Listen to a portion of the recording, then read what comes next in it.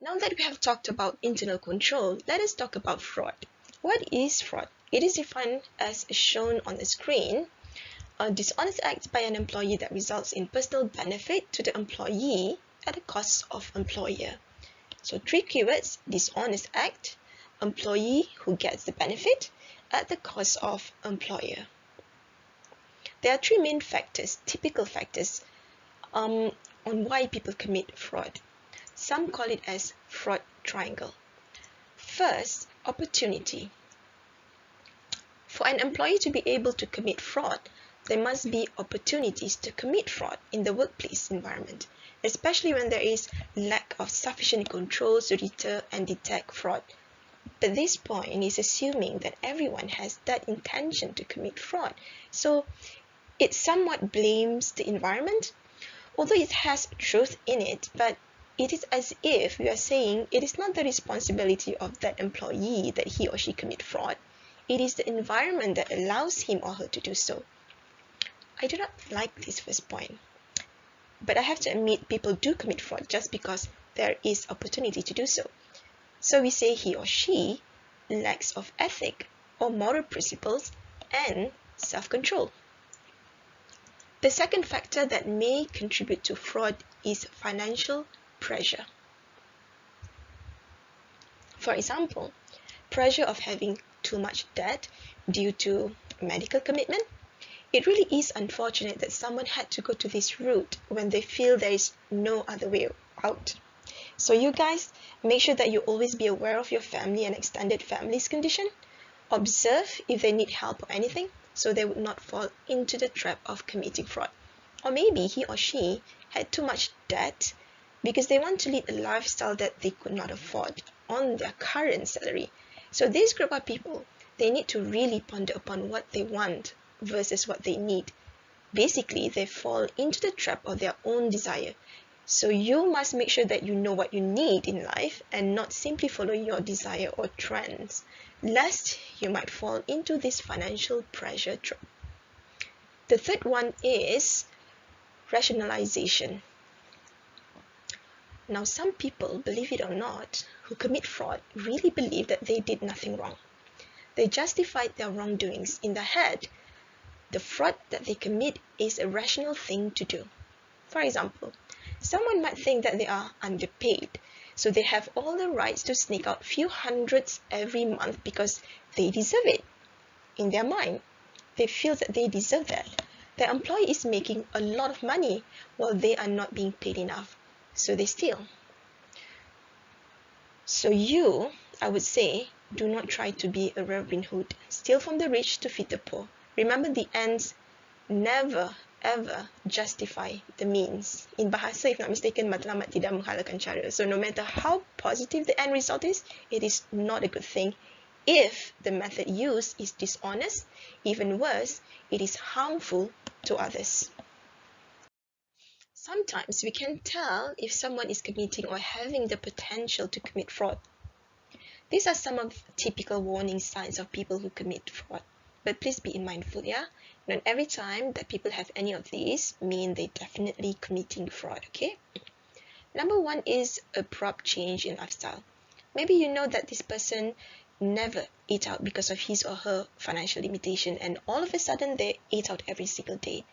Not just that, the places that he or she went to are high-end restaurants.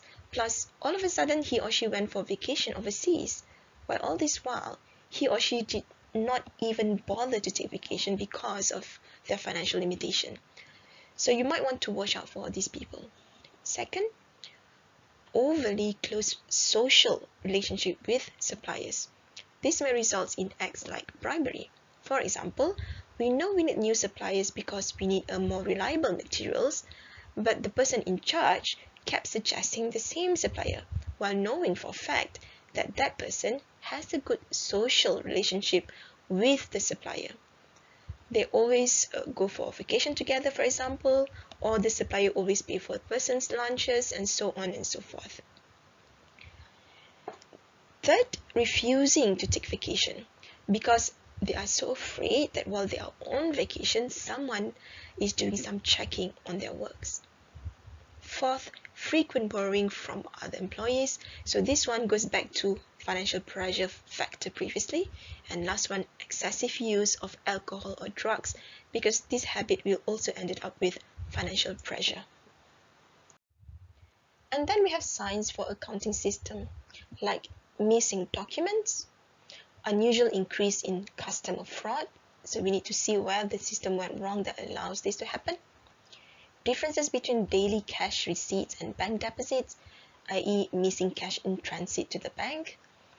Sudden increase in slow payment is because customer not paying, or is someone keeping the money or transferring or rerouting the payment to a different account.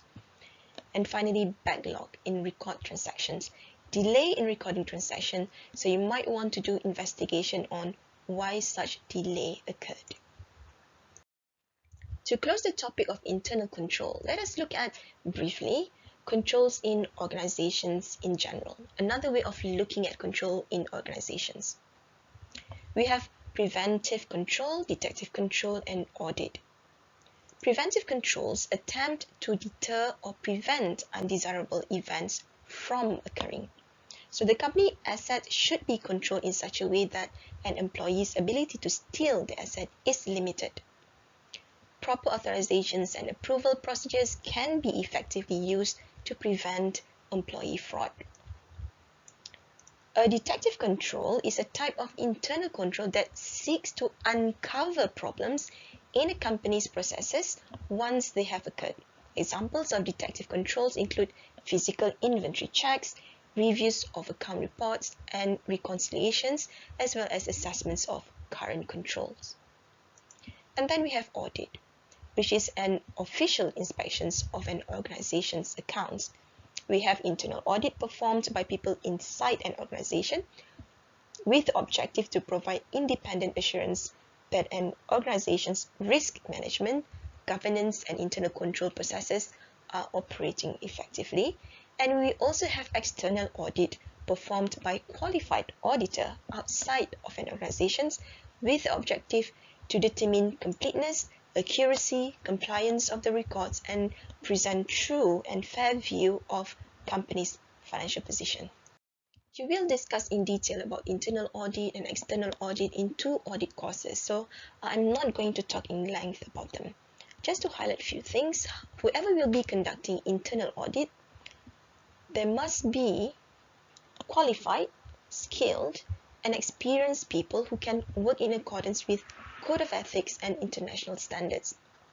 You may read about the nature, role, and requirement for internal audit in the International Profession Practices Framework, or IPPF. And some of the activities include those stated here. Evaluate risk and assess management of risk, evaluate controls and assess management of improvement of controls, and analyzing operations and confirm information. For external audit, it also must be performed by a qualified external auditor.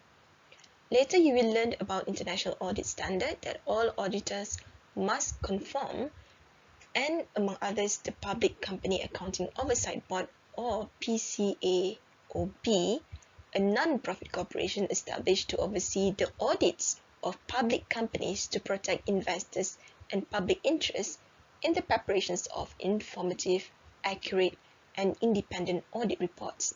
Its role, among others, is to investigate and discipline registered public accounting firms and their associated persons for violations of specified laws, rules, or professional standards.